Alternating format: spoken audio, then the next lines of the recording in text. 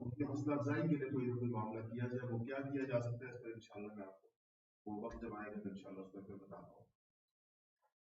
سورہ فاتحہ. سورہ فاتحہ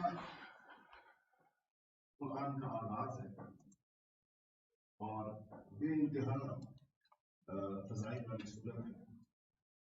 اس سے پہلے آپ نے دیکھا ہے قرآن شریف میں ہمیشہ جو قرآن آتا ہے ابتدا کے اندر تو وہاں اس سے سورہ فاتحہ سے پہلے اعوذ باللہ من الشیطان الرجیم اور بسم اللہ الرحمن الرحیم سے آغاز کیا جاتا ہے. سب سے پہلے اعوذ باللہ پڑھا جاتا ہے، یعنی پناہ لی جاتی ہے اللہ جل شانہ کی شیطان مردود سے. اعوذ کا مطلب ہوتا ہے پناہ لینا، کسی کی پناہ میں آ جانا.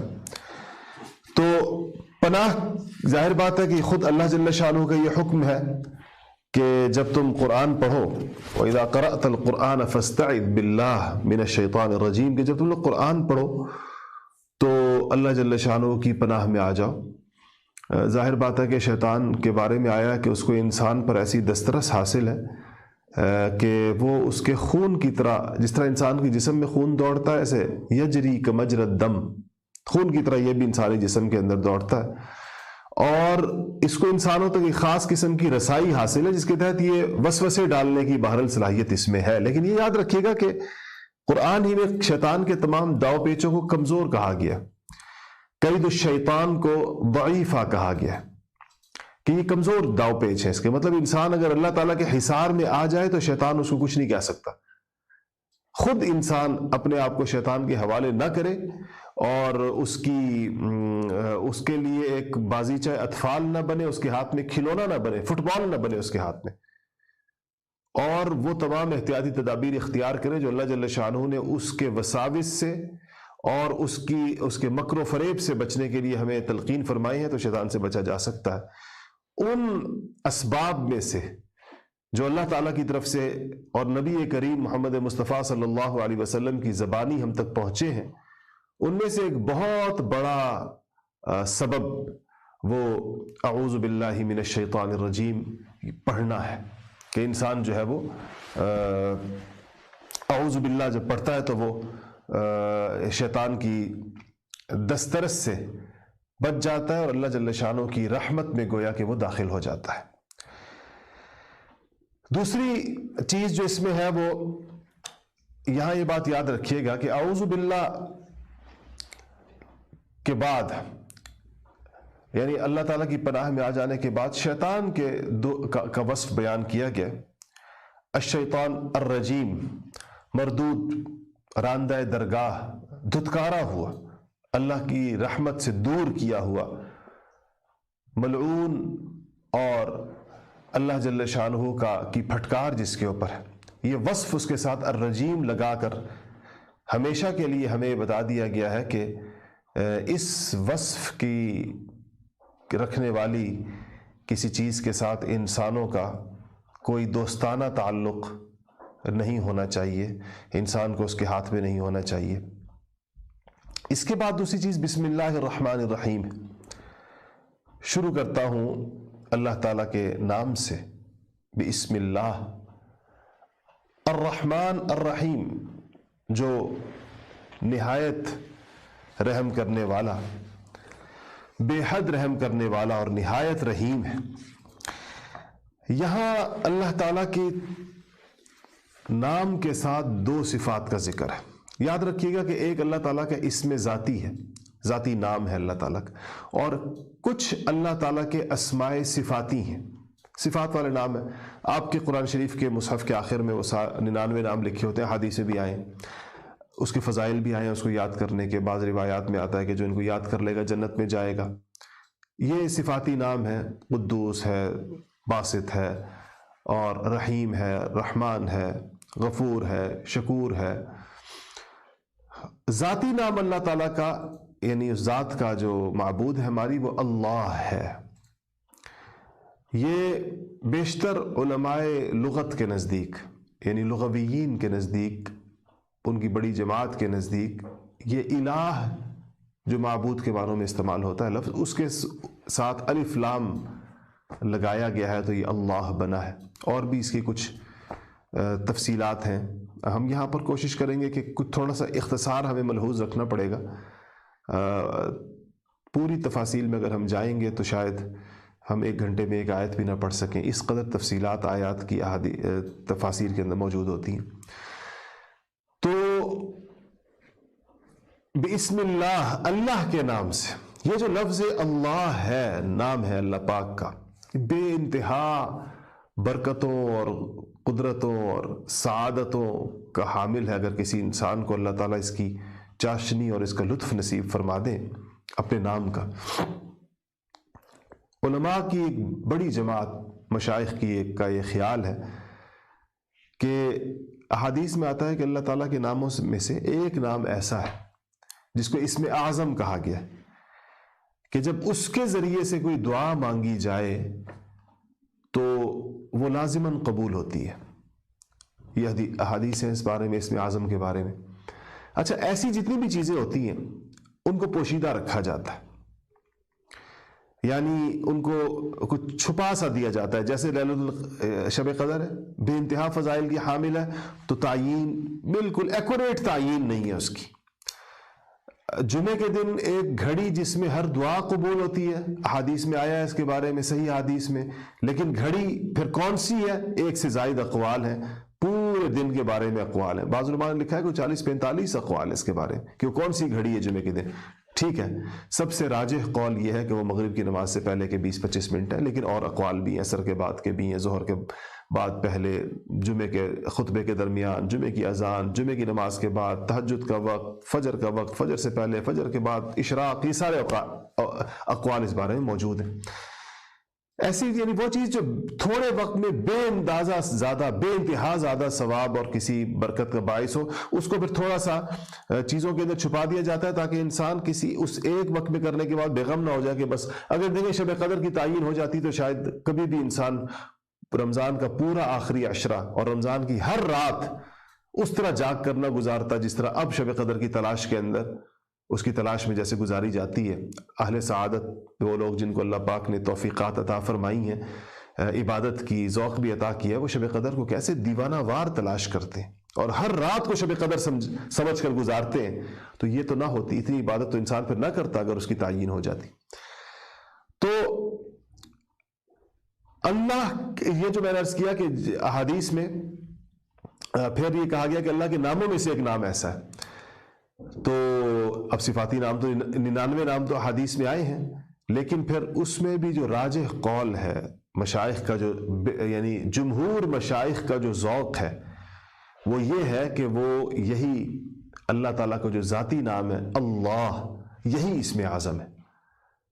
لیکن ایک شرط ہے، یعنی اسم اعظم کی فضیلت تو یہ ہے نا کہ اس کے ذریعے سے جو دعا مانگی جائے وہ قبول ہو جائے گی، لیکن ایک شرط ہے کہ وہ لفظ صرف زبان سے اور حلق سے نہ نکالا گیا ہو، وہ اللہ ایسے کہا گیا ہو دل کی گہرائیوں سے، اور کہتے ہوئے ایسے اللہ تعالیٰ کی عظمت، بزرگی، تقدس، کبریائی، شان کا ایسا استحضار اور خیال ہو، دھیان ہو کہ جب انسان لفظ اللہ کہے تو اللہ کی عظمتوں میں گویا ڈوب جائے مکمل طور پر.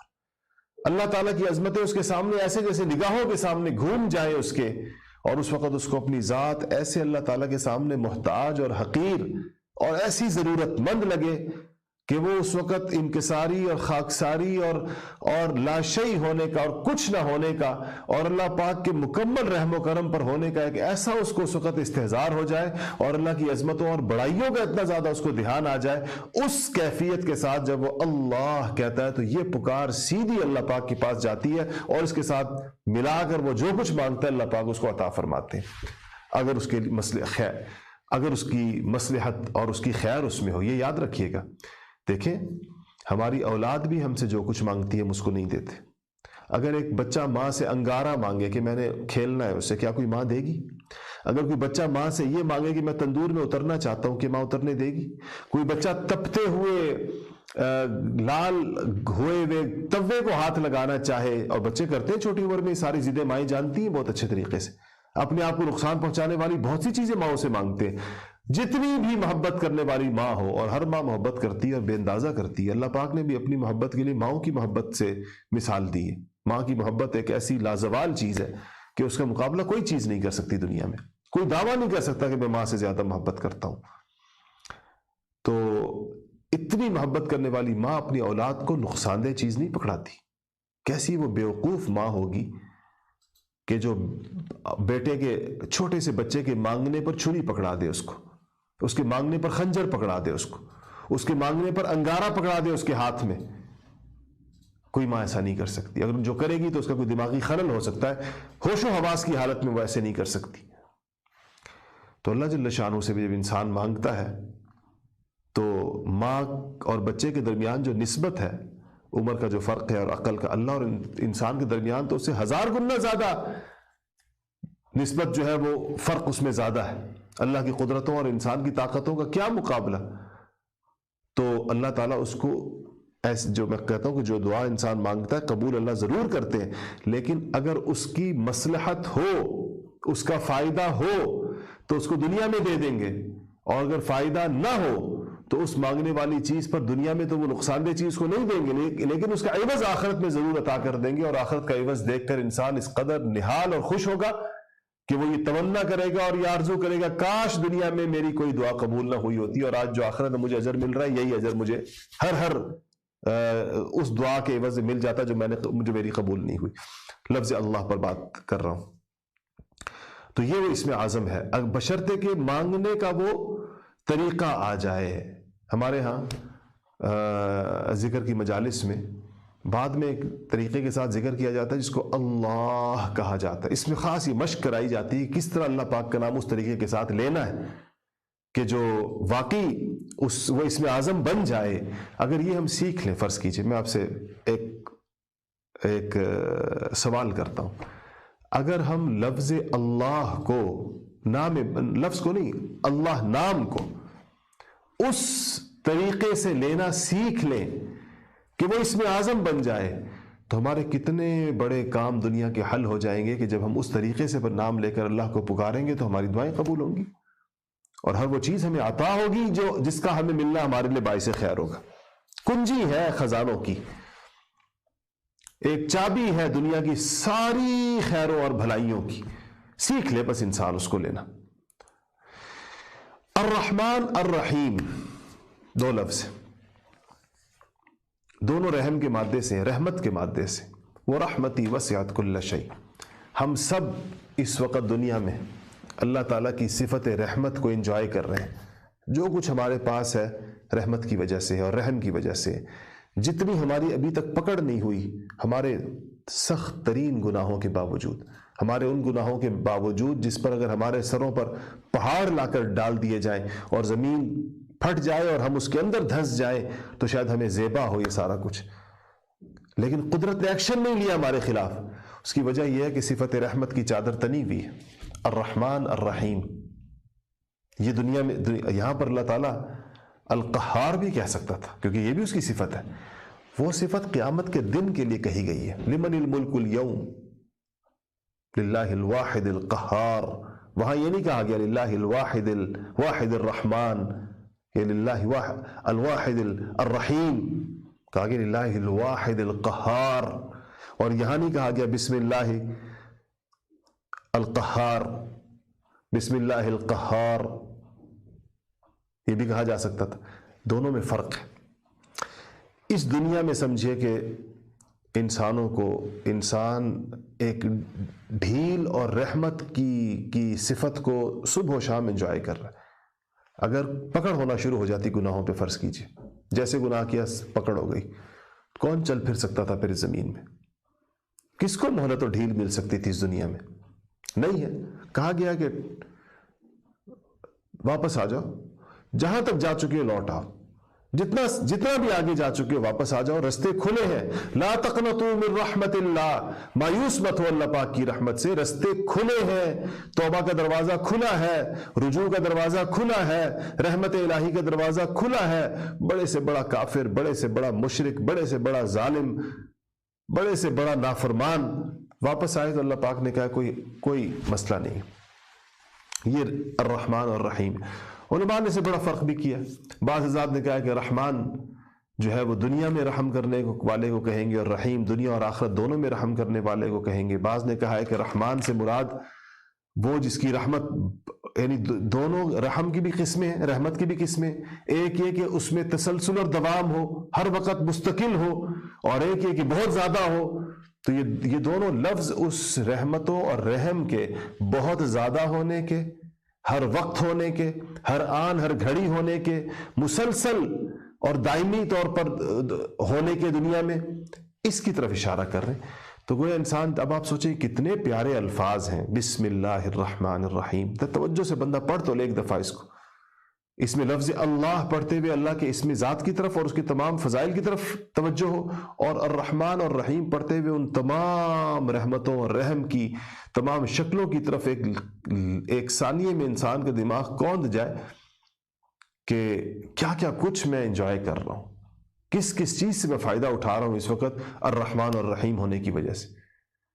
اس صفت کو کہتے ہیں کہ اللہ جل شانہ کی جو صفت رحمت ہے، اس کے 99 حصے آخرت میں، ایک حصہ دنیا میں اتارا گیا ہے، اور وہ جو ایک حصہ دنیا میں اتارا گیا ہے، یہ دنیا میں آپ جتنی مہر و محبت دیکھ رہے ہیں، جتنا رحم اور ترس دیکھ رہے ہیں، دنیا کی جتنی قسم کی مائیں ہیں، صرف انسانوں کی نہیں، ہر قسم کے جانور کی ماں، اس جانور، ہر قسم کے جاندار، ہر قسم کی جاندار ماں کے دل میں اپنی اولاد کے لیے جو رحمت اور رحم اور محبت ہے اور جو شفقت ہے، اور دنیا میں جتنے انسانوں کو ایک دوسرے کے اوپر جو رحمت اور رحم اور شفقت اور ایک دوسرے کے خیال رکھنے کے جتنے بھی جذبات ہیں، یہ ساری دنیا کے آدم علیہ السلام سے لے کر قیامت تک اور تمام قسم کے جانداروں کے اکٹھے کر لیے جائے تو یہ وہ اللہ تعالیٰ کی اس ایک صفت رحمت کا نتیجہ ہے جو اسے دنیا میں اتارا، یہ اس سے یہ روشنی لی گئی ہے ساری،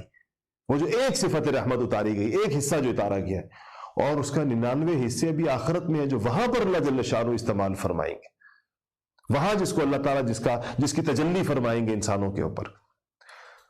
کتنی بڑی چیز ہے یہ الرحمن اور رحیم کو کہتے ہوئے، جب اس تصور کو آپ لے اپنے دل میں تو آپ کا دل ڈوب جائے گا اللہ تعالیٰ کی محبت میں، اور آپ کا دل امید سے، آس سے، اور ایک اللہ تعالیٰ سے ایک حسن ظن سے آپ کا دل بھر جائے گا، اور اس حسن ظن اور اس امید پر اللہ پاک عطا بھی فرمائیں گے۔ تو بسم اللہ الرحمن الرحیم اس طریقے کے ساتھ پڑھنا چاہیے۔ نبی کریم صلی اللہ علیہ وسلم نے بہت تاکید فرمائی ہے کہ تمام خیر کے کاموں سے پہلے بسم اللہ ضرور پڑھا کرو۔ یہ ایک اچھا لفظ، ایک بہت بہترین کلمہ ہے، اس امت کو عطا کیا گیا خاص طور پر۔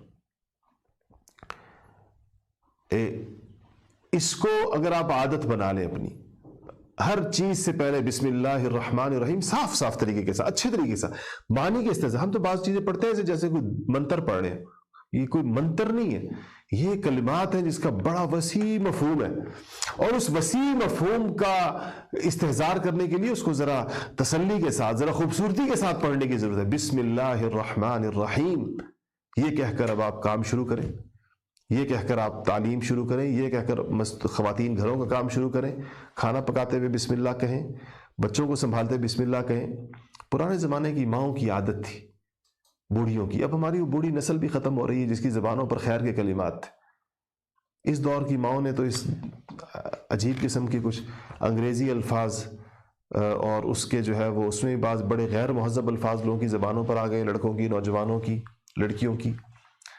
مائیں ہوتی تھیں، بچہ ماں کی طرف آ رہا ہے، ہر قدم اٹھاتا ہوا آ رہا ہے تو ہر قدم پر بسم اللہ کہہ رہی ہیں، بسم اللہ بسم اللہ بسم اللہ بسم اللہ، ایک قدم پر اس کو بسم اللہ کہہ رہی ہیں۔ وہ دادیاں اب بھی شاید کچھ گھروں کے اندر رہ گئی ہوں گی، جو اولاد کو دیکھ کر جب بچہ نظر آ جائے، بیٹا گھر آیا، دادی کو، بڑی عمر کا بیٹا، دروازے سے لے کر دادی کی چارپائی تک اس کے ہر قدم پر بسم اللہ کہتے ہوئے اس کا استقبال کر رہی ہے۔ کیسا پیارا کلمہ تھا جو ہمارے بڑے بوڑھوں کی زبانوں پر تھا، اس کو دوبارہ اپنی زبانوں پر لانے کی ضرورت ہے۔ اسے پڑھنے کی اور اسے ہر موقع پر معنی کے خیال کے ساتھ۔ ہمارا یہاں پر ترجمہ پڑھنے کا مقصد یہ ہے، یہ ترجمہ اور تفسیر پڑھنے کا، کہ اب جب ہم ان کلمات کو کہا کریں گے تو معنی کے خیال کے ساتھ کہا کریں گے۔ آج سے پہلے ہم ویسے ہی کہتے رہے جیسے رٹی ہوئی چیز کہی جاتی ہے، اب ہم معنی کے استحضار کے ساتھ اس کو کہیں گے۔ تو بسم اللہ الرحمن الرحیم میں یہ انسان اللہ تعالیٰ کی دیکھیں ایک چیز آپ کو اور بتاؤں، جب کسی کو کسی چیز کا واسطہ دیا جاتا ہے نا، تو واسطہ دینے والے، آپ دنیا میں آپ کو مثال دیتا ہوں، کسی انسان کو کسی کی مدد کی ضرورت ہے، کسی ظالم اور جابر کے مقابلے میں، تو جس کی مدد کی ضرورت ہے جب وہ اس کے پاس جائے گا نا، تو اب وہ ظالم اور جابر کا مقابلہ کرنے کے لیے تو بہادری کا وصف چاہیے، بزدل آدمی تو نہیں مقابلہ کر سکتا، تو جا کر اسے کہے گا کہ او بہادر باپ کے بیٹے، او بہادر باپ دادا کی اولاد، او جنگجوؤں کی اولاد. اب جب یہ کہے گا نا تو سننے والے کے دل کے اندر ایک بہادری کے جذبات پیدا ہوں کہ میری اوپر کی نسلیں اور میری پشتیں، ان کی اب عزت و ناموس کا یہ تقاضا ہے کہ میں اس موقع پر بہادری کا مظاہرہ کروں. کسی سے کوئی کچھ مانگنے جائے گا تو کہے گا او سخی، او سخیوں کے بیٹے، او وہ شخص جس کے خاندان میں سخاوت چلتی چلی آ رہی ہے، جس کے گھر سے کبھی کوئی شخص خالی ہاتھ نہیں گیا، جس کے دسترخوان پر بیسیوں لوگ اور سینکڑوں لوگ کھاتے. یہ واسطے اس کو دے گا تو اس میں اس وقت جو اس کی سخاوت جوش مارے گی. ایسے ہی جب اللہ تعالیٰ کو یہ عارضی قسم کے جذبات نہیں آتے، مخلوق سے اللہ کی مشابہت نہیں ہے، یہ مخلوق کی صفات ہے جو میں نے بیان کی. اللہ پاک کو واسطہ دینے میں جوش تو آئے گا اس بندے کو جس کی کیفیت میں کانسٹنٹ نہ ہو، جس کی کیفیت یعنی جس میں رد و بدل آتا ہو. اللہ میں رد و بدل نہیں آتا، صفت رحمت ازل سے ہے اور ابد تک رہے گی، نہ کم ہوگی نہ زیادہ ہوگی. لیکن یہ ایک طریقہ ہے مانگنے کا کہ جب اللہ پاک کو اس رحم کا اور رحمت کا واسطہ دیتے تو گویا کہ پھر اس صفت رحمت سے ہمیں بڑا حصہ مل جاتا ہے، اس کے نتیجے میں وافر حصہ اس کے نتیجے میں ہمیں مل جاتا ہے صفت رحمت سے. کہ اس لیے بسم اللہ الرحمن الرحیم پڑھا جاتا ہے کاموں سے پہلے، اور اس کو نہ پڑھنا ایک اتنی بڑی چیز کو مس کر دینا ہے، ایک اتنی بڑی اللہ تعالیٰ کی جو رحمت اور رحم انسان کو حاصل ہو سکتا تھا، اپنے آپ کو اس سے محروم کر دینا. تو یہ ہے بسم اللہ الرحمن الرحیم جو پہلے پڑھا جاتا ہے. اب یہ ایک سوال عام طور پر یہاں کیا جاتا ہے، کیا بسم اللہ الرحمن الرحیم سورہ فاتحہ کا یا دیگر سورتوں کا حصہ ہے یا الگ سے ایک آیت ہے جو مستقل نازل ہوئی ہے اور اس کو صورتوں کے درمیان ڈیفنس کے لیے، فصل کے لیے اس کو رکھا گیا؟ امام اعظم امام ابو حنیفہ رحمۃ اللہ علیہ کا یہ خیال ہے اور ان کی یہ رائے ہے کہ یہ قرآن میں آئی ہے، سورہ بسم اللہ الرحمن الرحیم قرآن کا حصہ ہے. انہ من سلیمان و انہ بسم اللہ الرحمن الرحیم قرآن میں موجود ہے سورۃ النمل میں، وہاں پر تو قرآن کا حصہ ہے. باقی جگہوں پر بسم اللہ جو ہے وہ صورتوں کے درمیان ایک آیت لگائی گئی ہے تاکہ ایک صورت کا ختم ہونے اور دوسری صورت کے شروع ہونے کا پتہ چل سکے. تو وہ ان کے نزدیک یہ ہر صورت کا مستقل جز نہیں ہے، اور جن حضرات کے نزدیک یہ مستقل جز ہے تو آپ سوچیں تو ان کے قرآن میں گویا کہ 114 صورتیں ہیں، تو 114 دفعہ سورہ توبہ میں سے اگر ہٹا دیا جائے تو 113 دفعہ جب یہ ہر صورت سے پہلے اس کو جز مان لیا جائے گا تو ان کی جو کاؤنٹ ہے آیتوں کا وہ بڑھ جائے گا ان کا، کیونکہ 113 آیتیں یہ بھی مان لی جائیں گی مستقل. امام ابو حنیفہ رحمۃ اللہ علیہ کے نزدیک ایسا نہیں ہے، اور وہ کہتے ہیں کہ یہ مستقل آیت قرآن کا حصہ ہے جہاں قرآن کے اندر آئی ہے سورہ نمل کے اندر. باقی جگہوں کے اوپر اس کو لایا گیا ہے صورتوں کے اختتام اور آغاز کا، تاکہ پتہ چل جائے کہ جہاں پر یہ آ جائے گی اس کا مطلب ہے کہ اس سے پیچھے صورت ختم ہو گئی ہے اور اس سے آگے سے نئی صورت شروع ہو رہی ہے. تو یہ بسم اللہ سے آغاز ہوا. اس کے بعد سورہ فاتحہ. الحمد للہ رب العالمین. الحمد، حمد کا جو لفظ ہے، لفظ حمد تعریف کے لیے استعمال ہوتا ہے، اور تعریف کا یہ لفظ ذرا شکر کے لفظ کے مقابلے میں ذرا زیادہ وسیع ہے. الشکر للہ بھی ہو سکتا تھا نا، الشکر للہ رب العالمین، کیونکہ شکر عام طور پر ان خوبیوں کے اعتراف میں بولا جاتا ہے، ان خوبیوں کے اعتراف میں کیا جاتا ہے جس کا انسان کو فائدہ پہنچا. آپ کہتے ہیں شکریہ ادا کرتے ہیں آپ کا کس چیز پر؟ جس کا آپ کو کوئی فائدہ پہنچا، اس پر شکریہ بھی ادا کیا جاتا ہے، تشکر بھی ہوتا ہے. لیکن الحمد جو ہے، یعنی یہ لفظ جو بولا جاتا ہے الحمد یعنی تعریف، یہ سمجھے کہ جس کی تعریف کی جا رہی ہے اس کے کمالات اس کے کمالات پر جو اس کی تعریف کی جانی چاہیے اس موقع پر گویا کہ وہ اس کے کمالات کے اظہار پر بے ساختہ انسان کی زبان پر آتا ہے کہ تعریف ہو اس کی، چاہے اس کا وہ براہ راست بینیفیشری ہو یا نہ ہو، اگرچہ انسان اللہ تعالیٰ کی تمام چیزوں کا بینیفیشری ہے، فائدہ اٹھا رہا ہے اس کا، اس میں کوئی شک نہیں۔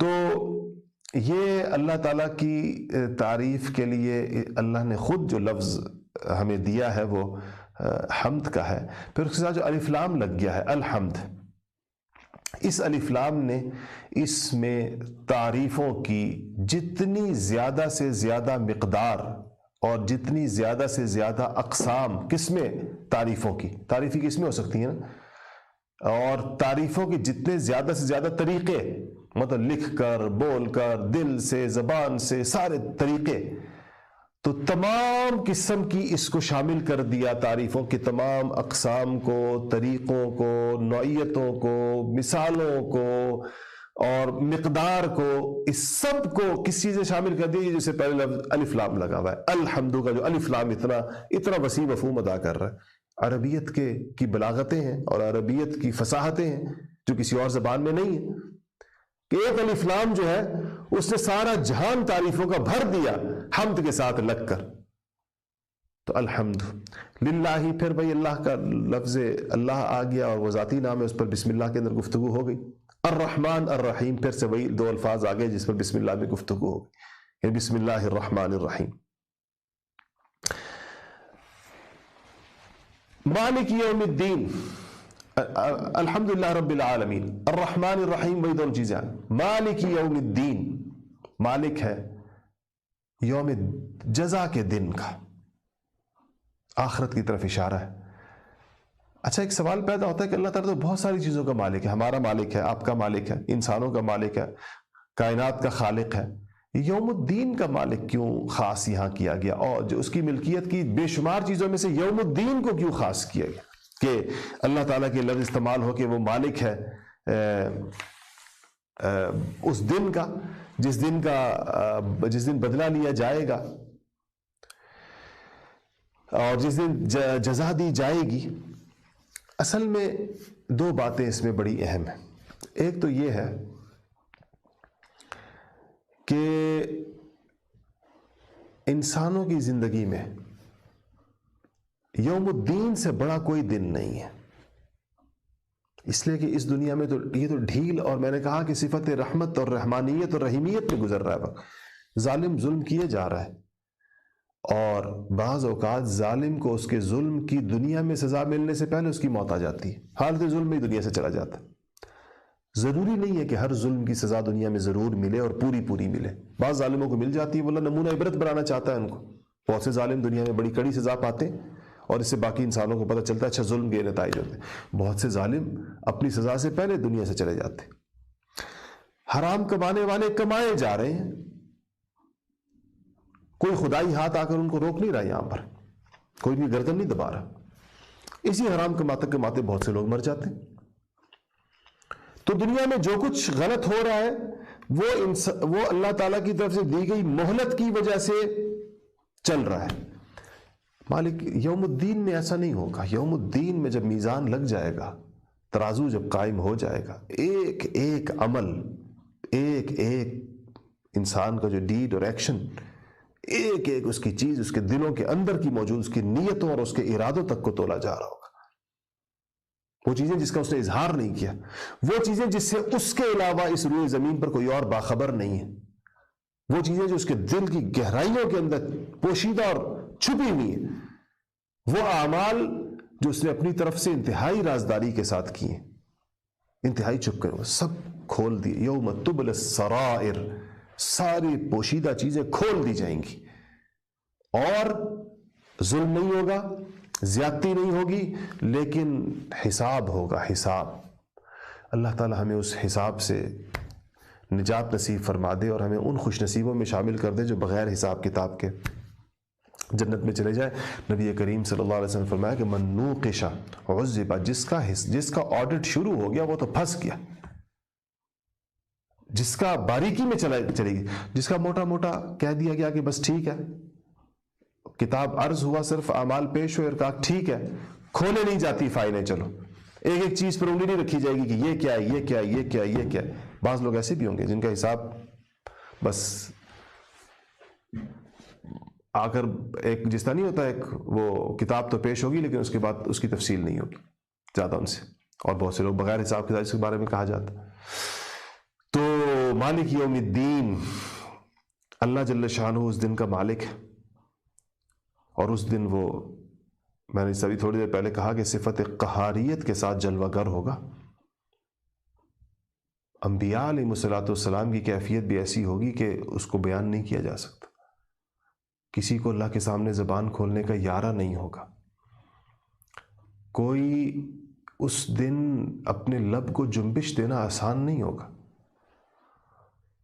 تو وہ اللہ کی، اچھا دنیا میں ایک اور چیز، اللہ اس دن اس دنیا میں اللہ پاک نے لوگوں کو عارضی حکومتیں دی ہوئی ہیں، عارضی بادشاہتیں دی ہوئی ہیں، چھوٹی چھوٹی۔ اللہ کی حکومت بادشاہت کے سامنے وہ مچھر کا پر بھی نہیں ہے، لیکن پھر بھی انسان خوش ہے۔ کسی کے پاس 10 بندوں کی ٹیم ہے تو اپنے آپ کو 10 بندوں کا حاکم سمجھ رہا ہے، کسی کو چھوٹا سا ملک دے دیا وہ اپنے آپ کو اس کا حاکم سمجھ رہا ہے، کفار دندناتے پھر رہے ہیں، اپنے آپ کو دنیا کا مالک سمجھ رہے ہیں۔ یہ اللہ تعالیٰ، میں نے پھر ڈسکس کیا کہ وہ ڈھیل کے زمانے میں سب ہم وقت گزار رہے ہیں سارے، اس دن یہ سب ختم ہو جائے گا۔ اس دن یہ بڑے بڑے جبار فراعنہ، فرعون کی جمع، یہ بڑے بڑے بادشاہ اس دن ذلت اور خواری کی تصویر بنے ہوئے ہوں گے۔ آج جو دندناتے پھر رہے ہیں، آج جن کی گردنیں عہدوں کے احساس سے اکڑی ہوئی ہیں، گردنوں میں سریے پڑے ہوئے ہیں، آج جو انسانوں کو ایک حقیر مخلوق سمجھ رہے ہیں، کیڑے مکوڑے سمجھ رہے ہیں باقی لوگوں کو، ان کی حالت اس دن اللہ کی قہاریت کے سامنے ایسی ہوگی کہ اس کا دنیا میں الفاظ نہیں ہے اس کو بیان کرنے کے۔ اس دن پہ گویا کہ صرف اللہ تعالیٰ کی حکومت لوگوں کو نظر آ رہی ہوگی، ایک بادشاہ کی، اس لیے اس کو مالک یوم الدین کہا گیا۔ الحمدللہ کے ساتھ 2 چیزیں رہ گئیں جو مجھے اس وقت کہنا چاہیے تھی، ایک رب اور ایک العالمین۔ الحمدللہ رب العالمین، الرحمن الرحیم پر تو بات ہوگی، رب العالمین پر بات نہیں ہوگی۔ رب کس کو کہتے ہیں؟ رب سے ہی یہ لفظ، ہمارے ایک لفظ تربیت استعمال ہوتا ہے اور مربی استعمال ہوتا ہے۔ اصل میں رب کہتے ہیں وہ جو بتدریج کسی چیز کو نیچے سے اٹھا کر اوپر تک پہنچا دے۔ اللہ جل شانہ کے سارے کاموں میں آپ کو تدریج نظر آئے گی۔ بچہ پیدا کیسے ہوتا ہے، ایک دن کا بچہ کیسا ہوتا ہے، مائیں بتا سکتی ہیں، یعنی ان کو ہاتھ میں اٹھاتے ہوئے بھی ڈر لگتا ہے کہ یہ مڑ چھڑ جائے گا، اور ماں ہی اس کو سنبھال سکتی، اٹھا سکتی۔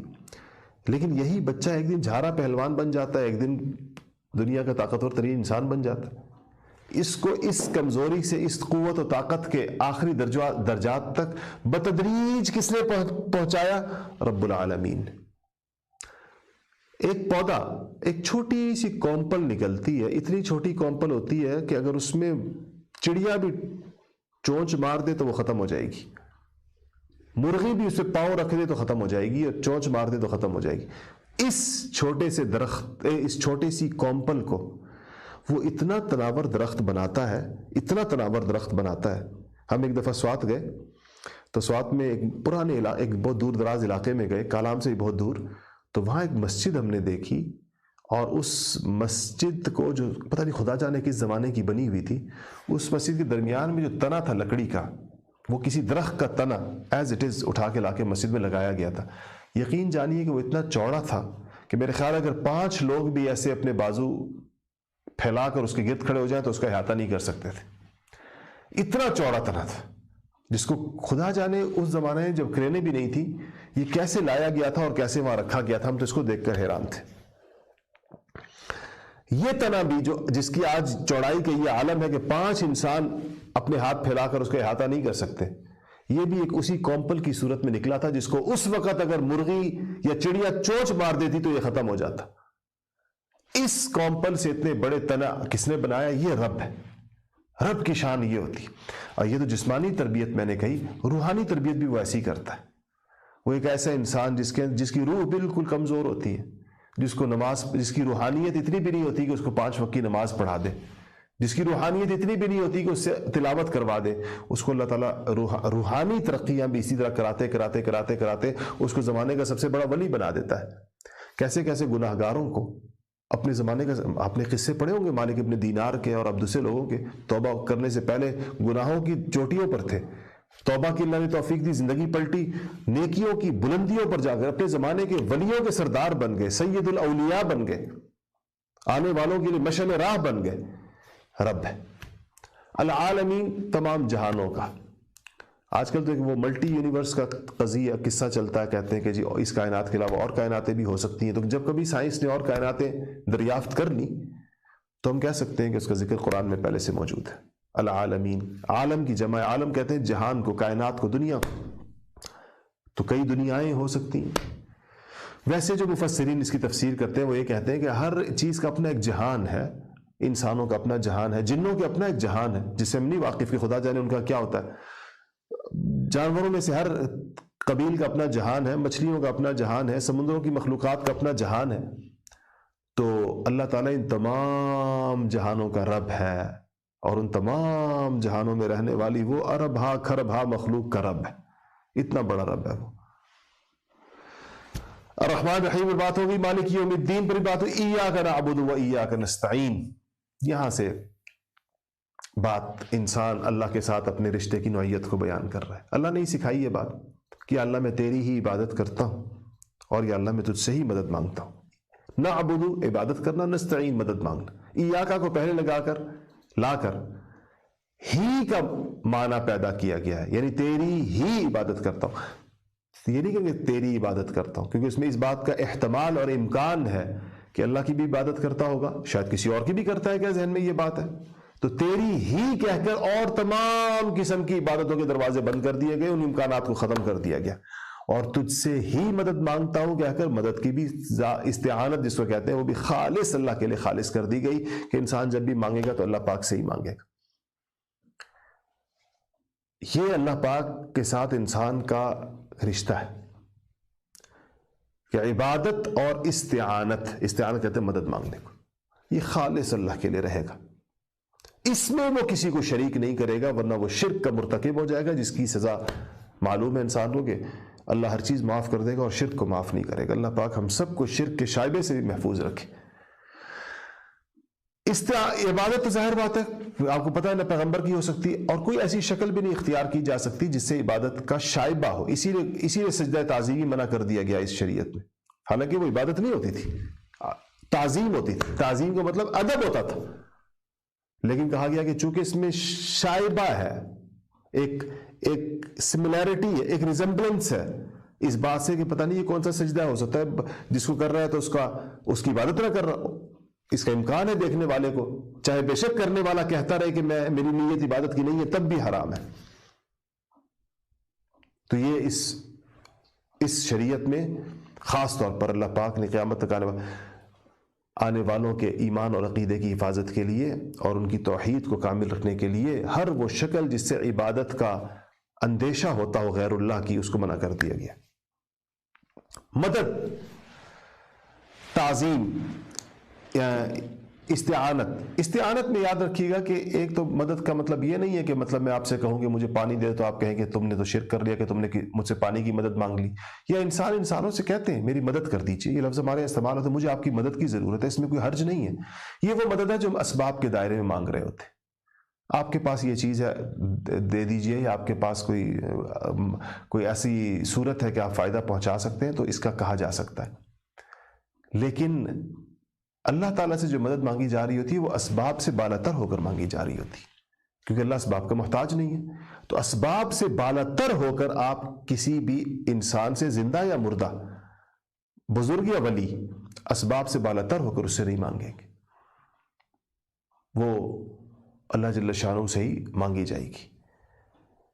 اور یہ انسان کا اللہ کے ساتھ رشتے کا کم سے کم تقاضا ہے۔ اس کے بعد کیا کہا؟ اہدنا الصراط المستقیم، یا اللہ ہمیں سیدھا رستہ دکھا۔ سیدھا رستہ، صراط المستقیم، اہدنا ہدایت، تین لفظ اس میں آ گئے، ہدایت، صراط، مستقیم۔ ہدایت کے معنی یہاں پر یہ ہے، ویسے تو ہدایت کی 2-3 شکلیں ہو سکتی ہیں. ایک ہی کسی کو رستہ دکھا دینا، آپ سے کسی نے رستہ پوچھا، آپ نے بتا دیا یہ رستہ جا رہا ہے، یوں یوں یوں یوں یوں دائیں بائیں ہوتے ہوئے پہنچ جاؤ. ایک صورت یہ ہے کہ آپ نے ہاتھ سے پکڑا اور اس کو وہاں تک پہنچا دیا جہاں پر جو جگہ اس نے پوچھی تھی. اہدنا میں یہ دونوں چیزیں موجود ہیں. ہمیں اللہ تعالیٰ سے یہ مانگ بھی رہے ہیں کہ ہمیں سیدھا رستہ دکھا بھی دے، کہ ہمیں پتہ چل جائے کون سا، پھر ہمیں اللہ تعالیٰ اس پہ چلا بھی دے، توفیق بھی عطا فرما دے اس پہ چلنے کی. اللہ کی توفیق کے بغیر تو یہ نہیں ہو سکتا. صراط رستے کو کہتے ہیں، اور المستقیم سیدھے رستے کو. یہاں پر مجھے ایک چیز بڑی اچھی لگی جو علامہ ابن قیم کی بات ہے. وہ یہ کہتے ہیں کہ صراط میں اصل میں اس راستے کو کہتے ہیں جس سے 5 باتیں پائی جائیں.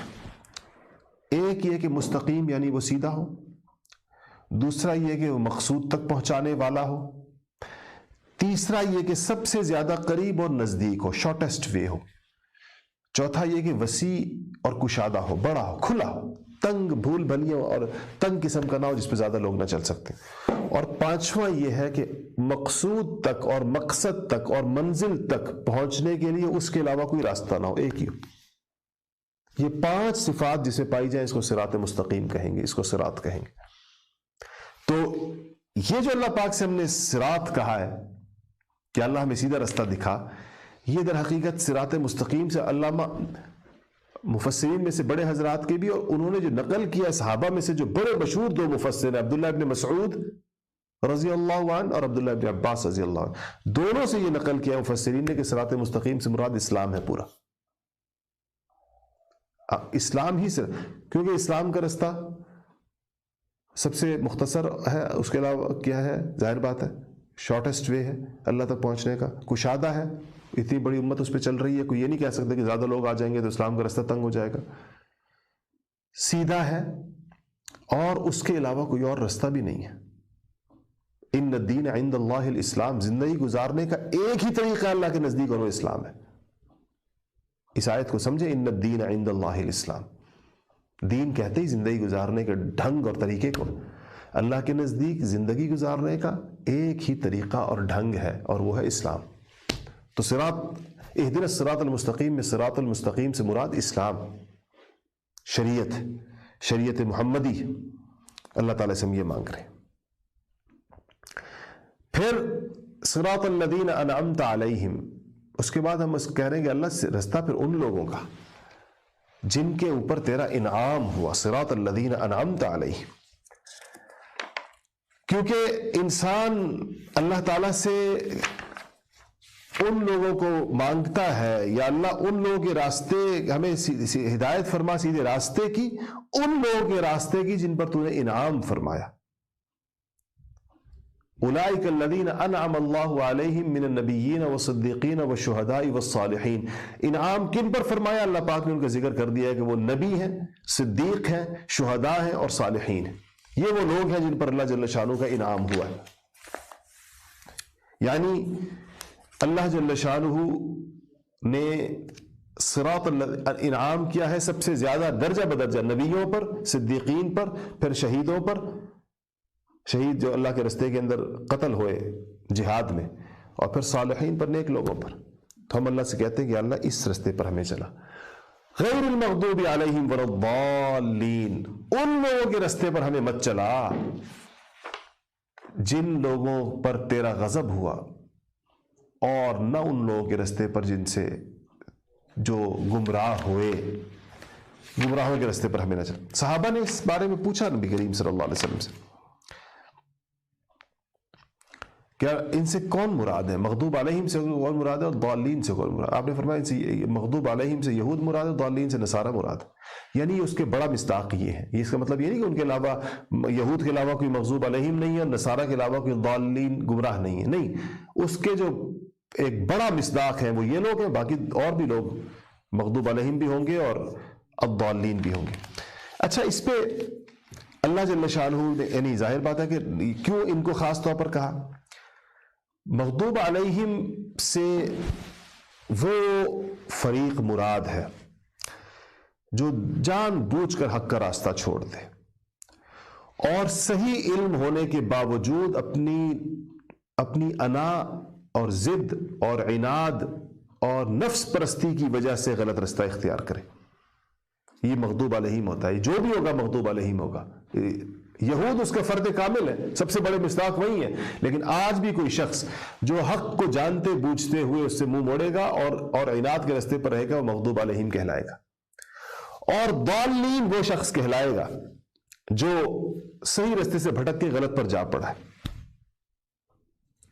گمراہ ہو گیا، رستہ چھوٹ گیا اس سے. نصارہ انہی میں سے تھے. اور آج بھی کوئی شخص اگر گمراہ ہوگا تو وہ الضالین کے ذیل میں وہ شخص آئے گا.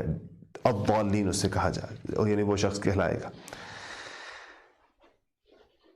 آمین اس کے بعد کہا جاتا ہے کہ اس کا مطلب یہ ہوتا ہے کہ اللہ تو اس کو قبول فرما، کیونکہ یہ سورت در حقیقت ایک دعا ہے. نبی کریم صلی اللہ علیہ وسلم نے فرمایا، ابو ہریرہ رضی اللہ تعالیٰ عنہ سے روایت ہے کہ اس ذات کی قسم جس کے قبضے میں میری جان ہے، سورہ فاتحہ جیسی سورت نہ تورات میں اتری ہے، نہ زبور میں اور نہ انجیل میں. یہ اتنی بڑی چیز ہے. صحابہ سے حضور نے کہا تو میں تمہیں عظیم الشان چیز بتاؤں، تو پھر یہ سورت بتائی. اور اس سورت کے یہ یوں سمجھ لیجئے کہ اس کی عظمت کی ایک بڑی دلیل یہ ہے کہ اس کے نام بہت سارے ہیں، بہت سارے نام ہیں اس کے، اور اس کا ہر نام اس کی خصوصیات کی طرف اشارہ کرتا ہے. مثلا ایک نام تو سورۃ الفاتحہ ہے، اسی سورت کا نام سورۃ الشفا بھی ہے. شفا اس سے ہوتی. شفا پر یاد آیا، بہت ساری باتیں آج رہ جائیں گی، پھر میں شاید کل کر لوں، کیونکہ میں آپ کو سوال و جواب کا وقت بھی دینا چاہ رہا ہوں. سوال وہ صحابہ کا واقعہ سنا دوں پہلے آپ کو. صحابہ کہتے ہیں، بخاری شریف کی روایت ہے کہ ہم لوگ ایک بستی میں گئے تھے، تو اس بستی میں ایک جا کے صحابہ ٹھہرے ہوئے تھے. ابو سعید الخدری بھی تھے اس میں. تو کہتے ہیں کہ بستی کی ایک بچی ہمارے پاس آئی اور اس نے کہا کہ ہمارے سردار کو سانپ نے کاٹ دیا ہے، ہم نے ہر کوشش کر لی ہے اور کچھ نہیں ہو سکا. تم لوگوں کے پاس کوئی صورت ہے کہ تم لوگ اس کو کوئی ایسا چیز پڑھنے والی؟ تو انہوں نے کہا کہ ہاں، ہم گئے اور ہم نے جا کر اس پہ سورہ فاتحہ کا دم کیا، وہ ٹھیک ہو گیا. اور اس نے پھر ہمیں 30 بکریاں دیں تحفے میں. تو صحابہ کہتے ہیں، میں خیال آیا کہ پتہ نہیں یہ بکریاں ہمارے لیے لینا جائز ہے نہیں. تو ہم گئے حضور صلی اللہ علیہ وسلم کے پاس جا کر پوچھیں گے. تو ہم نے حضور سے پوچھا تو آپ نے فرمایا کہ بالکل لے سکتے تھے تم. اور آپ نے ان کو مزید یہ بتانے کے لیے کہ تم نے درست لیا ہے، کہا کہ مجھے بھی میرا حصہ دو اس میں سے، یعنی مزاحن، اور اسے کہا ان کا ویسے دل بندھانے کے لیے. خیر وہ تفصیل ہے، بخاری شریف کی روایت ہے، کسی کو آئی تو. اچھا، سوالوں کے لیے میں عرض کر دوں کہ ہمارے پاس مجھے اس وقت کوئی اور تو اس کا آپشن نظر نہیں آ رہا. فیس بک کے میں نے اس پر ایک پوسٹ ابھی میں یعنی ایک لکھ کر ڈال رہا ہوں اس میں کہ آج کے سبق کے حوالے سے کوئی سوال ہو تو کیجیے. تو آپ کمنٹ بار میں مجھ سے سوال کر سکتے ہیں، میں اس وقت آپ کو اس کا انشاءاللہ جواب دوں.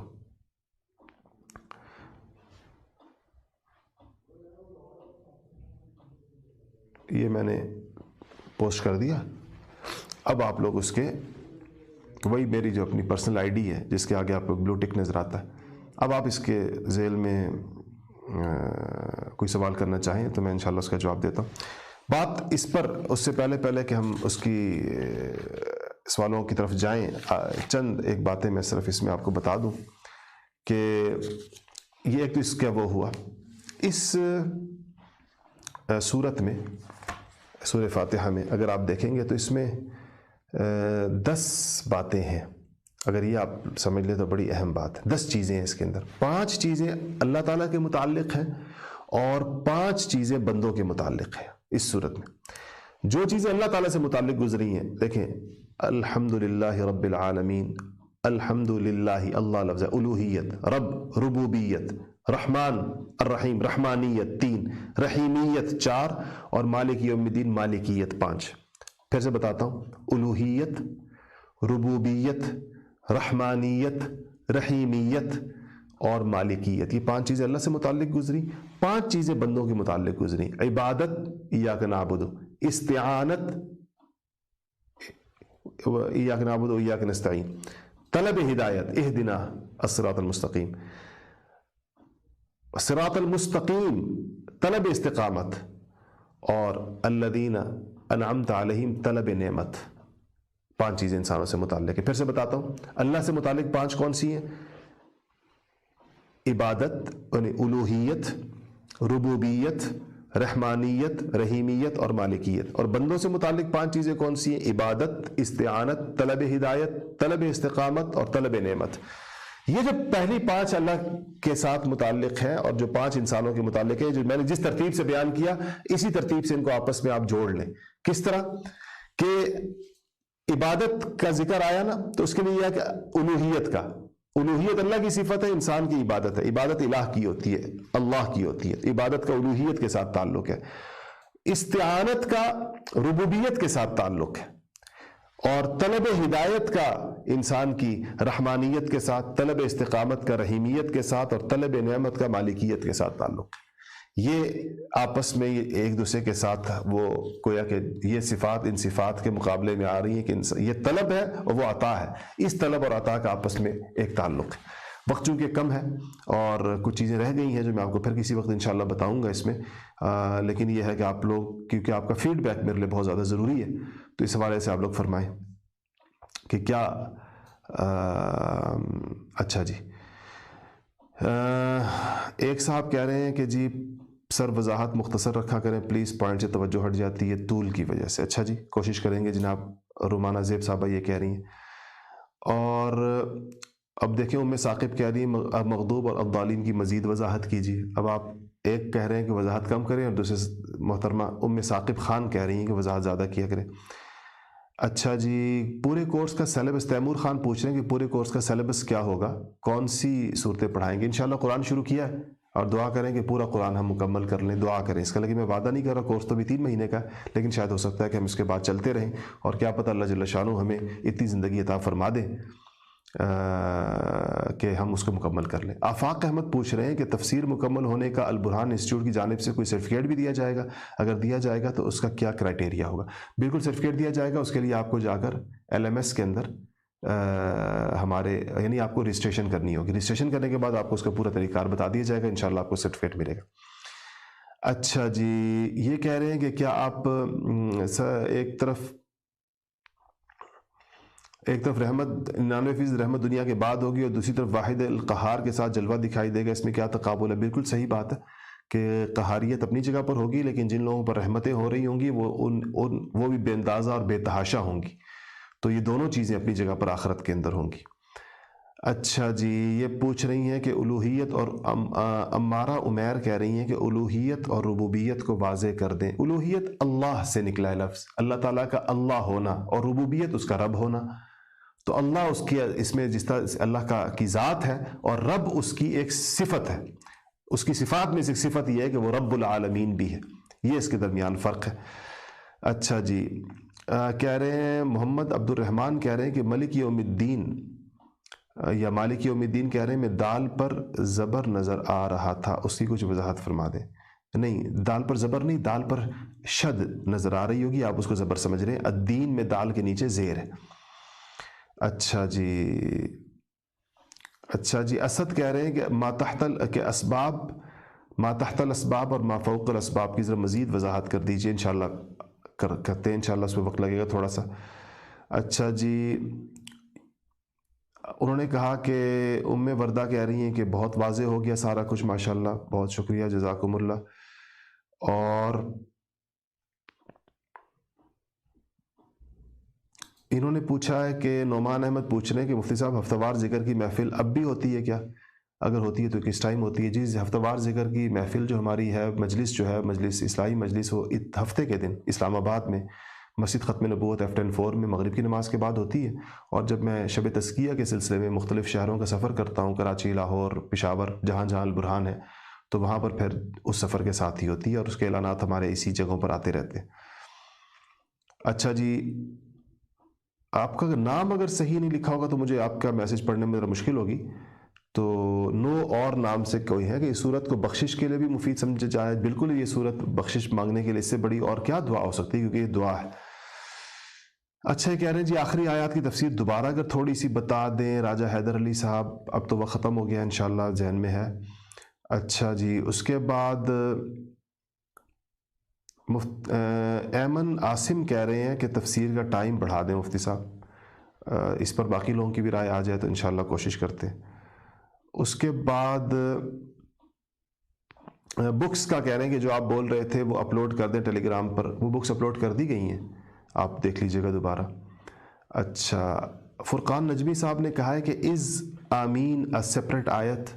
نہیں، آمین آیت نہیں ہے، بلکہ یہ دعا کے بعد اللہ نے کہا ہے کہ اس طرح کیا کہو، سنت ہے، آمین کہنا سنت ہے، مسنون ہے، کہ آپ کہ اس کا مطلب ہے کہ دعا میں نے کر لی، یا اللہ تو اس کو قبول بھی فرما لے۔ آمین کا مطلب ہے یا اللہ تو اس کو قبول بھی فرما لے، یہ آخر میں گویا کہ ایک اور دعائیہ کلمہ ہے جس کا پڑھنا سنت ہے، یہ قرآن کا حصہ نہیں ہے۔ اچھا جی، محمد اطہر اقبال کہہ رہے ہیں کہ سر if we understand the سورہ فاتحہ with its actual content then our life must be very easy۔ بالکل درست کہا آپ نے، بالکل زندگی، زمین اور دنیا اور آخرت کی سہولتیں اس میں آ جائیں گی اگر ہمیں یہ پتہ چل جائے۔ اچھا، بطور شفا واجد ناؤ صاحب پوچھ رہے ہیں کہ بطور شفا اگر پڑھیں تو کیا وظیفہ ہے اس کا؟ سورہ فاتحہ پڑھ کے دم کر دیں، سورہ فاتحہ پڑھ کے پانی پہ دم کر کے پلا دیں، ویسے بندے پر پھونک مار دیں، یہ اس کا دم کا طریقہ ہے۔ اس کی اگر کسی سے آپ کو اجازت مل جائے تو دم کی تو اور بھی مزید مؤثر ہو جاتا ہے، ورنہ ویسے بھی آپ کر سکتے ہیں۔ اچھا جی، احمد خان کہہ رہے ہیں کہ اللہ کے انعامات صرف انہی 4 لوگوں پر ہے؟ نہیں، دنیا میں تو سب پر اللہ کا انعام ہے، آخرت میں جو اللہ کے انعامات کا سب سے بڑا مصداق ہوں گے وہ یہ 4 لوگ ہوں گے۔ اچھا جی، یہ زینی خان کہہ رہے ہیں کہ وقت بڑھا دیں لیکن اس طرح کے دن بڑھا دیں، گھنٹہ ایک ہی رہنے دیں۔ زینی خان کا مطلب یہ ہے کہ ایک وقت کے اندر 1 گھنٹے سے زیادہ پڑھنا مشکل ہوتا ہے، تو 1 گھنٹہ ہی رکھیں، لیکن یہ۔ اچھا جی، نسیم منسیہ، اچھا عجیب سا نام ہے، پتہ نہیں نام ہے یا لقب ہے یا یہ ویسی وہ ہے کہ جزاکم اللہ فی الدارین، بہت اچھے انداز میں سمجھ آئی، بہت خوشی میری، سبق نوٹ بھی کیا، جزاکم اللہ۔ اچھا جی، حمیر کہہ رہی ہیں کہ استاد جی علامہ ابن القیم کا قول دوبارہ بتا دیں، وہ 5 صفات بتائی ہیں۔ اچھا، یہ درس دستیاب ہے کچھ وقت کے لیے؟ کیوں بھائی دستیاب ہے کچھ وقت کے لیے دستیاب ہے، تو آپ اس کو دوبارہ سن لیں انشاءاللہ، آپ کے پاس سے فوراً نہیں وہ ہوتا، وہاں سے دوبارہ سن لیں۔ روحانیت کو بھی کچھ بیان کیا کرے، خرم یونس صاحب کہہ رہے ہیں۔ اچھا جی، اس کے بعد امارہ اقبال کہہ رہی ہیں کہ ایک دفعہ پورے ترجمہ بتا دیں۔ اچھا جی، ریاض الصالحین کتاب کہاں سے ملے گی؟ ٹیلی گرام کا لنک ہم شیئر کر دیں گے، میں دوبارہ اسی آئی ڈی پر شیئر کرتا ہوں، وہاں سے آپ کو مل جائے گی۔ اچھا جی، مبارک علی ملک صاحب پوچھ رہے ہیں کیا سورہ فاتحہ پہلے سپارے کا حصہ ہے یا علیحدہ پارہ ہے؟ پاروں کی کوئی تقسیم نہیں ہے، یہ ہم نے اپنی سہولت کے لیے 30 پارے بنائے ہیں۔ قرآن میں تقسیم صورتوں کی تو یہ الگ سی صورت ہے، جیسے باقی صورتیں، پارے تو بعد میں بنائے گئے۔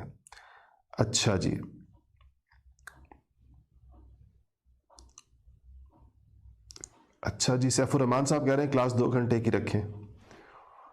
اچھا جی، 2 گھنٹے کی تو بڑی۔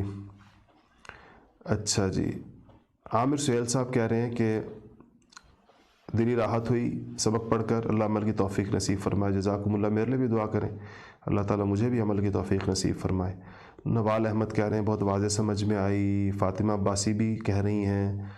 عمیر صدیقی نے آمین کے بارے میں پوچھا، الگ سے آیت ہے، میں نے بتا دی آیت نہیں ہے۔ اور اچھا جی، اسد اللہ کہہ رہے ہیں کہ استاد جی اردو کے جو مشکل الفاظ آپ استعمال کرتے ہیں ان مشکل الفاظ کی تشریح کر دیا کریں۔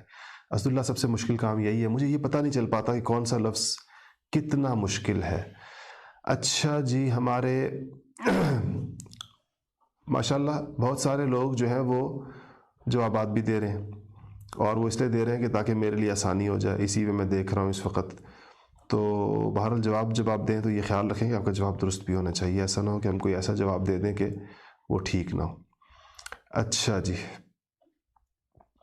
اچھا یہ مجھے بہت اچھا ہمارے ہندوستان سے ہمارے دوست ہیں مولانا اسماعیل بھایات صاحب، تو انہوں نے کہا ہے، میرے ذہن میں تھا لیکن وقت ختم ہونے کی وجہ سے، انہوں نے کہا ہے کہ سورہ فاتحہ کا جو جواب اللہ تعالیٰ کی طرف سے دیا جاتا ہے وہ اگر بتا دیا جائے تو بہت اچھی بات ہوگی۔ میں باوجود وقت آگے جا رہا ہے لیکن آج آپ کو پھر اب چونکہ مولانا اسماعیل بھایات صاحب کہہ رہے ہیں تو آپ کو بتا دیتا ہوں کہ حدیث شریف میں آتا ہے کہ اللہ پاک فرماتے ہیں کہ میں نے سورہ فاتحہ اپنے اور اپنے بندے کے درمیان آدھی آدھی تقسیم کر دی ہے. تقسیم کرنے کا مطلب یہ ہے کہ مطلب یہ آدھی آدھی کا میں اور انسان میرے اور بندے کے درمیان ایک مکالمہ ہے. یہ گویا کہ جب وہ مجھ سے جو کچھ مانگ رہا ہوتا ہے ایک ایک جملے میں، اس ہر جملے کا میں جواب دے رہا ہوتا ہوں. تو وہ ہر جملے کا جواب کیسے آتا ہے؟ تو کہا کہ حدیث شریف میں آتا ہے کہ بندہ جب کہتا ہے کہ الحمدللہ رب العالمین، تمام تعریفیں اللہ تعالیٰ کے لیے ہیں جو سارے جہانوں کا پالنے والا ہے، تو اللہ تعالیٰ فرماتے ہیں کہ حمدنی عبدی، میرے بندے نے میری حمد کی، میرے بندے نے میری تعریف کی. جیسے آپ اپنے بچے کو حوصلہ افزائی کرتے کہتے ہیں بچے نے یہ کام کیا، تو اللہ کہتے ہیں میرے بندے نے میری تعریف کی. جب بندہ کہتا ہے الرحمن الرحیم، اللہ تعالیٰ کہتے ہیں اثنا علی عبدی، میرے بندے نے میری ثنا بیان کی. اور جب بندہ کہتا ہے مالک یوم الدین، تو اللہ تعالیٰ روز جزا کا مالک ہے، تو اللہ تعالیٰ کہتا ہے کہ مجدنی عبدی، میرے بندے نے میری بزرگی بیان کی، میری بڑائی بیان کی. اور پھر جب بندہ کہتا ہے کہ ایاک نعبد و ایاک نستعین، اے اللہ ہم تیری عبادت کرتے ہیں، تجھ سے مدد مانگتے ہیں، تو اللہ تعالیٰ فرماتے ہیں ھذا بینی و بین عبدی ولعبدی ما سأل، یہ میرے اور میرے بندے کے درمیان آدھا آدھا ہے، اور میرے بندے نے جو مانگا ہے وہ اس کے لیے ہے. ولعبدی ما سأل، جو مانگا ہے میں اس کو دوں گا. وہ میں نے کہا اس کے ساتھ کہ جو اس کی مصلحت اور اس کے حق میں بہتر ہوگا. پھر جب بندہ کہتا ہے اہدنا الصراط المستقیم صراط الذین انعمت علیہم غیر المغضوب علیہم ولا الضالین، تو اللہ فرماتا ہے ھذا لعبدی، یہ میرے بندے کے لیے ہو گیا جو اس نے مانگا. ولعبدی ما سأل، اور میرے بندے نے جو مانگا ہے وہ اس کو دیا جائے گا. یہ جوابات آتے ہیں سورہ فاتحہ پڑھتے ہوئے اللہ تعالیٰ کی طرف سے. حدیث سے پتہ چلتا ہے، صحیح مسلم کی روایت. تو اب آپ جب پڑھ رہے ہو تو آپ الحمدللہ رب العالمین پڑھیں اور پھر سوچیں اللہ نے یہ کہا، پھر آپ الرحمن الرحیم پڑھیں پھر سوچیں اللہ پاک نے یہ کہا. اچھا جناب، انہوں نے پوچھا ہے، امین احسن صاحب کہہ رہے ہیں کہ رحمان اور رحیم میں کون سی صفت بینیفیشری سب مسلمان ہیں اور کون سی صفت سب کے لیے؟ عرض کیا کہ رحمان کی یہ دو تو وہ ہے کہ کہا گیا ہے کہ رحمان میں ایک خصوصیت، رحیم کے اندر عمومیت، لیکن علماء نے لکھا ہے کہ دونوں صفات، بعض نے لکھا ہے کہ رحمان الدنیا و رحیم الآخرہ، یہ مختلف تفاسیر ضرور ہیں، لیکن شاید وہ قول زیادہ عموم ہے جس میں کہا گیا کہ اس صفت سے سب لوگ ہی مستفید ہو رہے ہیں، کائنات کی تمام چیزیں وہ کر رہے ہیں. توقیر نیر صاحب وہ 10 چیزوں کے بارے میں پوچھ رہے ہیں جن میں سے 5 کا تعلق اللہ سے اور 5 کا مخلوق سے. تو میں نے عرض کیا کہ دوبارہ بتاؤں گا، پھر بہت وقت لگ جائے گا، ریپیٹ کر لیجئے، سبق کو دوبارہ سن لیجئے، انشاءاللہ آپ کو اس سے فائدہ ہوگا. اچھا جی، ذاکر علی خان صاحب پوچھ رہے ہیں کہ علم ہوتے ہوئے کوئی گمراہ ہو جائے تو واپس کیسے آ جائے، کیا یہ اخلاقی خرابیات کا نتیجہ ہے؟ جی ذاکر علی خان صاحب، علم کے ہوتے ہوئے جو انسان اللہ تعالیٰ اس گمراہی سے بچائے، لیکن بعض اوقات انسان سے اپنے علم پر گمراہی 2 قسم کی، ایک علمی اور ایک عملی. عملی کا ایک اپنے علم پر عمل نہیں ہو پا رہا، اس کو نیک صحبت میں بزرگوں اللہ والوں کے پاس ذکر اور اللہ تعالیٰ کی نیکی کی چیزوں کی طرف جانا چاہیے. اور اگر علم خدا نخواستہ علم ہوتے ہوئے عملاً ایک انسان جو ہے وہ نہیں علماً یعنی علم ہوتے ہوئے وہ جو ہے وہ غلط چیز کی طرف جائے، اور علم کے ہوتے ہوئے اس کی غلط تعبیر، غلط تشریح، یہ بہت بڑی اللہ تعالیٰ کی ناراضگی کی علامت ہے. یہ علماء یہود اور کیا کہنا چاہیے اس کو، علماء نصارہ، یہ لوگ گمراہ اس لیے ہوتے ہیں کہ جانتے بوجھتے ہوئے پھر غلطیاں کرتے تھے. آج کل بھی بہت سارے لوگ ایسے ہیں. تو اس لیے یہ اللہ تعالیٰ کی خصوصی گویا کہ ایک پھٹکار ہے اس بندے کے اوپر، اس سے بہت زیادہ پناہ مانگنی چاہیے. حافظ حمزہ احمد جنجوہ صاحب پوچھ رہے ہیں کہ استاد جی صراط مستقیم سے ایک ہی رستہ مراد ہے، تو اگلی 2 آیات میں الگ سے کیوں ذکر کیا گیا کہ انعام یافتہ لوگوں کا رستہ؟ یعنی وہی ایک ہی ہے نا، یعنی صراط المستقیم جو ہے وہ اور صراط الذین انعمت یہ ایک ہی ہے، بس یہ بتایا جا رہا ہے کہ اللہ انہی جو صراط مستقیم جو کہ انہی لوگوں کا رستہ ہے، اس کی مزید گویا کہ انسان وہ کر رہا ہے. جمیل احمد صاحب کہہ رہے ہیں کہ سبق جامع بہت عمدہ رہا ہے، اسی طرح جاری رکھیں. 1 گھنٹہ وقت مفید ہے، دن کا اضافہ کرنا بہتر معلوم ہوتا ہے. دن کا اضافہ جی بڑا مشکل ہو جائے گا. حمزہ اویس کہہ رہے ہیں وقت یا دن بڑھا دیں. دیکھیں جی آگے چلتے ہیں، اس کے بعد دیکھتے ہیں. اچھا جی، سراج منیر صاحب کہہ رہے ہیں کہ سبع مثانی کے بارے میں بتا دیجئے. اس کو بھی انشاءاللہ دیکھتے ہیں آگے جا کر، وقت بہت ساری چیزوں کے بارے میں مجھے روک دیتا ہے. اچھا جی، نور خان نے مسئلہ پوچھا ہے کہ بسم اللہ الرحمن الرحیم پڑھنا فرض ہے؟ نہیں، پڑھنا فرض نہیں ہے. اچھا جی، اس کے بعد ہے کہ جی اچھا آصف صاحب نے اپنی بیٹی کے نوٹس شیئر کیے ہیں. اللہ تعالیٰ اس بچی کو بہت علم نافع عطا فرمائے. مجھے بڑی خوشی ہوتی ہے جب آپ کے بچے اتنے ذوق و شوق کے ساتھ بیٹھتے ہیں، اور اللہ تعالیٰ آپ کی ان اولادوں سے آپ کی آنکھیں ٹھنڈی کرے، دنیا میں بھی آخرت میں بھی، ان کو آپ کے لیے دنیا میں بھی سکون کا باعث بنائے، اور آخرت میں آپ کے لیے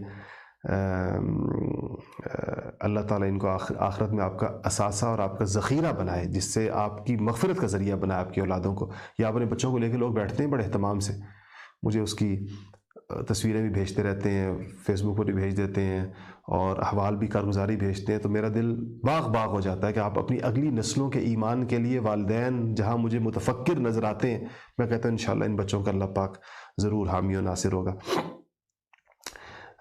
مستحسن صدیقی صاحب پوچھ رہے ہیں کہ ہمیں ان کے راستے پہ چلا جن لوگوں پہ تیرا انعام ہوا، تو حضرت یہاں پر اہل اللہ کی صحبت اختیار کرنے کا اشارہ لیا جا سکتا ہے؟ بالکل، کیونکہ ان کا راستہ جو ہے وہ دنیا میں بھی ظاہر ان کے لیے. اچھا جی، سفیر احمد کشمیری صاحب کہہ رہے ہیں کہ استاد جی سورہ فاتحہ کے متعلق اللہ تعالیٰ کا جواب ٹیلی گرام گروپ یا فیس بک آئی ڈی پر شیئر کر دیں. ٹھیک ہے جی، کوشش کرتے ہیں اگر یاد رہا ساتھیوں کو. اچھا جی،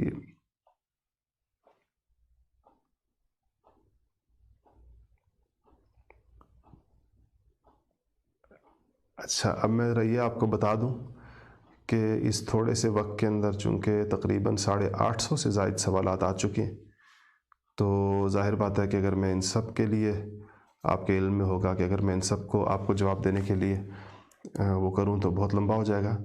845 850 سوالات آ چکے ہیں، تو میرا خیال ہے کہ آج اس پر اکتفا کرتے ہیں. طریقہ آپ حضرات کو پتہ چل گیا الحمدللہ.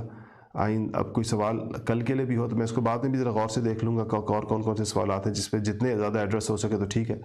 یہ طریقہ اگر آپ کو کہ خیال ٹھیک ہے تو اس پر بھی وہیں پر رائے دے دیجئے، اور کہ اس لیے میرا خیال ہے کہ میرے پاس آسان طریقہ ہے فوراً آپ تک پہنچنے کا. اور اگر کوئی اور طریقہ آپ کے ذہن میں ہو تو وہ بھی بتا دیجیے گا، اس سے انشاءاللہ. اچھا، ڈاکٹر نوید جمیل ملک صاحب کا ایک سوال ہے، وہ کہہ رہے ہیں کہ قرآن بہت پڑھا جاتا ہے آج کل ماشاءاللہ، مگر دلوں کے اندھیرے کم نہیں ہوتے، نہ دل نرم نظر آتے ہیں، وجہ کیا ہے؟ بڑا امپورٹنٹ سوال ہے کہ قرآن پڑھنے کے باوجود بعض اوقات اخلاق ٹھیک نہیں ہوتے. قرآن پڑھنے کے باوجود بعض اوقات دلوں میں جو نرمی آنی چاہیے وہ نہیں آتی. عفو، درگزر اور اچھے اخلاق حسنہ جو قرآن کے نتیجے میں پیدا ہونے چاہیے وہ نہیں پیدا ہوتے. اس کی وجہ یہ ہے کہ قرآن کو کسی عملی ماحول کے بغیر پڑھا اور پڑھایا جا رہا ہوتا ہے، عملی چیزوں پر توجہ دیے بغیر. بس جیسے کوئی ٹیکسٹ بک ہے اور اس کی عربی کا ترجمہ ہو رہا ہے اور اس کے لفظ سمجھنے کی کوشش کی جا رہی ہے، اس کی تفسیری اقوال ذکر ہو رہے ہیں، لیکن کوئی عملی فضا اور ماحول ہی نہیں ہے کہ قرآن پر ساتھ ساتھ عمل کیسے کریں. صحابہ کا پڑھنے کا طریقہ کیا تھا؟ صحابہ کے زمانے میں تو نہ تفسیریں لکھی گئی تھیں، نہ صحابہ کے پاس کتابیں ہوتی تھیں.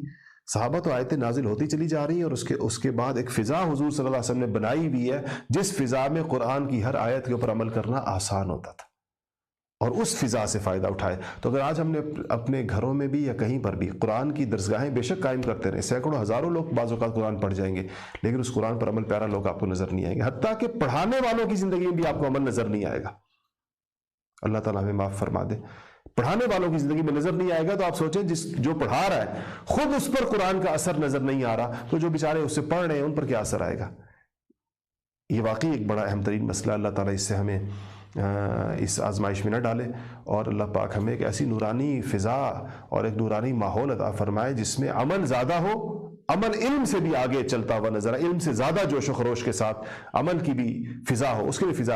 اور سچی بات ہے آن لائن سبق کی سب سے بڑی کمزوری یہ ہے کہ فضا نہیں ہوتی. اسی لیے ہم نے البرہان کی آن کیمپس کلاسیں رکھی ہوئی ہیں جگہ جگہ، کہ کیمپس میں لوگ آتے ہیں، بیٹھتے ہیں، اساتذہ کی صحبت اٹھاتے ہیں، ان کے ساتھ رہتے ہیں، ان کے آگے، اور اس طرح پھر ہمارے ہاں اور کچھ اصلاحی تزکیے کی ترتیبات ساتھ چلتی ہیں. اس سے یہ ہوتا ہے کہ جتنا جتنا قرآن پڑھتے چلے جا رہے ہیں اس کا عملی لطف بھی اٹھاتے چلے جا رہے ہیں، اور زندگیوں میں اس کا اثر بھی آتا چلا جا رہا ہے. اللہ مجھے بھی عمل کی توفیق نصیب فرمائے. آج کے لیے پھر انشاءاللہ اتنا ہی کافی ہے. دعا کر لیتے ہیں. الحمدللہ رب العالمین والعاقبۃ للمتقین والصلاۃ والسلام علی سید الانبیاء والمرسلین. یا اللہ جو کچھ ہم نے پڑھا اس پر ہمیں عمل کرنے کی توفیق نصیب فرما. یا اللہ قرآن کو ہمارے دلوں کی بہار بنا دے، اور ہمارے تمام اعضاء و جوارح پر اس کا عمل ہمارے تمام اعضاء و جوارح کو یا اللہ قرآن کے تابع بنا دے، اس کے احکامات کے تابع بنا دے. ہمارا دل اپنی ذات کے ساتھ لگا دے. یا اللہ بیماروں کو شفا عطا فرما دے. ہمارے کیلیفورنیا میں حاجی رفیق صاحب کی اہلیہ بہت بیمار ہیں، ان کے لیے خصوصی دعا کریں. اللہ تعالیٰ ان کو شفا عطا فرمائے، ہسپتال میں ہیں اور موت و حیات کی کشمکش میں مبتلا ہیں، اللہ جل شانہ ان کے ساتھ بہت عافیت والا معاملہ فرمائے، اور یا رب العالمین باقی بیماروں کو بھی شفا عطا فرمائے۔ جتنے دوستوں ساتھیوں نے دعاؤں کے لیے کہا ہے یا رب العالمین سب کی دعاؤں کو یا اللہ قبول فرما، سب کی حاجتوں کو آپ جانتے ہیں، سب کی حاجتوں کو، ضرورتوں کو، مشکلات کو، پریشانیوں کو یا اللہ دور فرما دے۔ وصلی اللہ تعالی علی خیر خلقہ محمد و آلہ و اصحابہ اجمعین، آمین برحمتک یا ارحم الراحمین۔